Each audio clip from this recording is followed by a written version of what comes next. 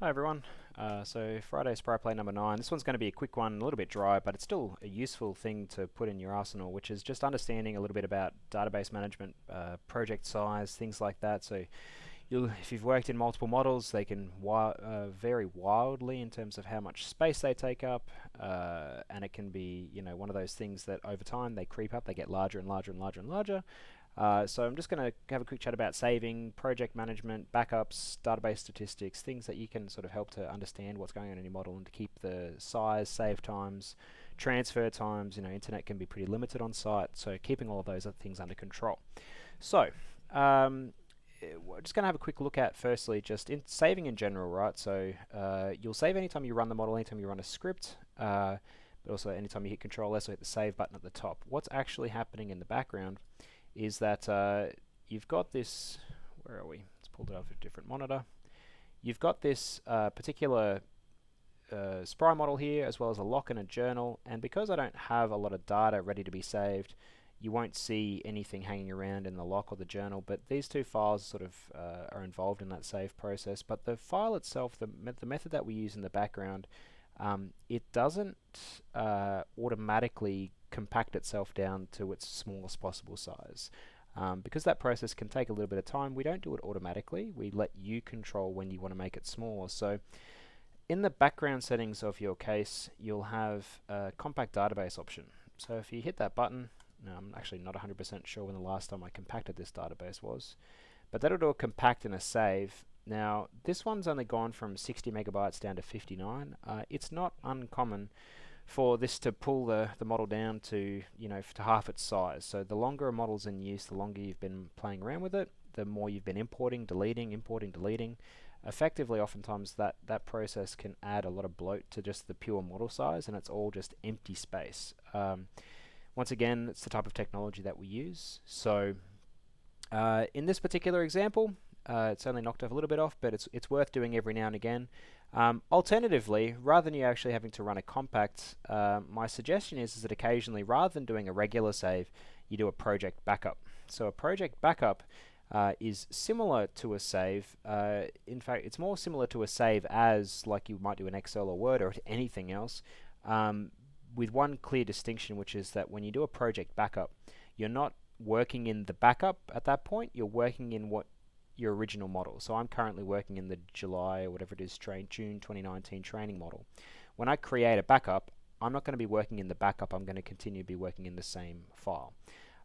When you get to the project backup, by right-clicking on your project header in the Project Explorer and going to Project Backup, you're given some options to reduce the size. So if you don't tick anything, you're not going to get anything removed from your model, but you might want to say, well, what does the model look like if I strip out all of my layers, grids, triangulations, georeferenced images, everything, except the solids. We'll leave the solids in there, but everything else we'll strip out. Maybe we'll leave triangulations and georeferenced images in there. So it prompts me to create a new file, which will be the current file's name plus the year, month, and day, and time. And I'm also given the option to pick between a Spry file and a zip file. So zipping things up will take a little bit longer, but I always recommend to people, if you're planning on transferring models to anywhere other than your own computer, like if it's just a backup, .spry is okay, but a zipped up Spry file serves two purposes. It's smaller. Did I actually do a normal Spry? Let's do a zip this time. Project backup. This time we'll zip it.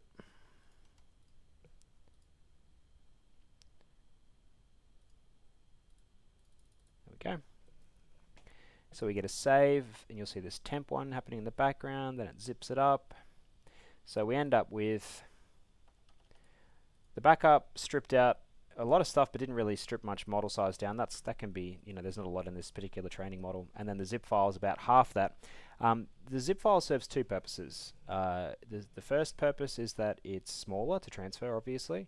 But the second one being is if you're transferring it to a USB network drive, if it's small enough to email, good work. But essentially it means that when that file transfer takes place and you go to unzip it or open it up, that you're not going to be in a situation where when you go to extract it, if you got a file that was an incomplete transfer, what can happen is you get I'll just break it for the purposes of for simulating an incomplete transfer, right? So something's happened at the tail end of this, and you go to open up a zip file and you try to unzip it,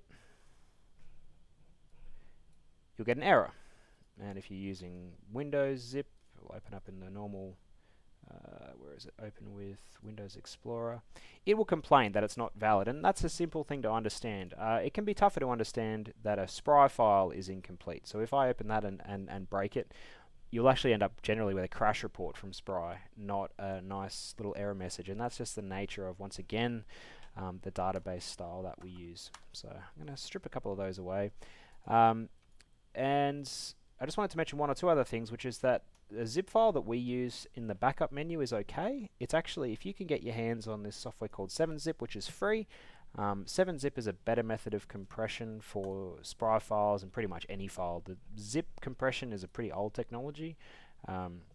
So a .7-zip is generally, and not necessarily always, but it's generally going to be smaller. Although in this example, somehow it's actually landed bigger than a regular zip. But in most situations, a Spry file is going to be smaller when it's been zipped up, 7-zipped up, rather than regular zip.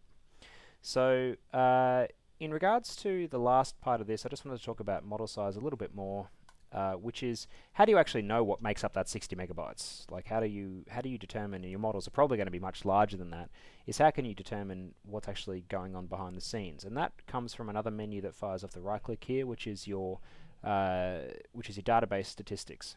So in database statistics, the first thing you have to do is hit this Run Diagnostics button down the bottom right, and that is pretty much takes as long to run as your model is big. So a 60 megabyte model, that takes 1 second, 600 megabyte model might take 10 seconds, 6 gigabyte model might take 600 seconds, 10 minutes. So the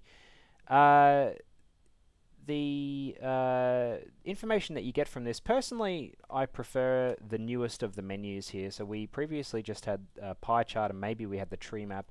The sunburst is actually quite handy. It kind of gives you, essentially, whatever's the biggest thing on this screen is going to be the thing that's taking up the most space. So if we click on this one, you'll see that what it is, it's actually some solids in the imported solids section. And I've also got my simplified solids from a previous video, which, as you can see, are also quite a bit smaller. So this is telling me that most of the model size is in this red section. The red section is in this one here. It's 70% of my model is solids, which is not super uncommon. And then I've got my triangulations. I've got a handful of triangulations which take up 5 megabytes, etc. So this other section is generally just stuff that we haven't bothered to trip up with, but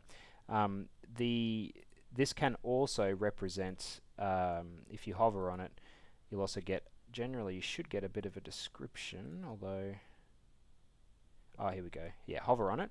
So it relates to a bunch of other things, but if this number is particularly high, that's something that's solved by a database compact. But yeah, if you fire into your triangulations, it tells you which triangulations. So in this particular one, it's the topography that I have is the biggest one by far. So that will sort of point you in the right direction, let you know if you've got any wasted space. Oftentimes georeferenced images are a big one. Triangulations that haven't been simplified, especially ones that have been generated from grids. Those are some things that can take up model space.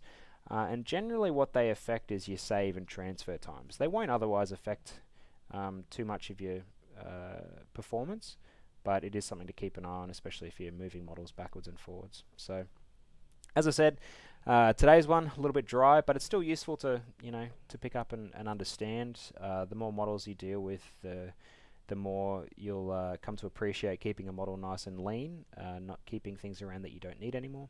So for those of you that have stuck through to the end, good job, and have a good weekend.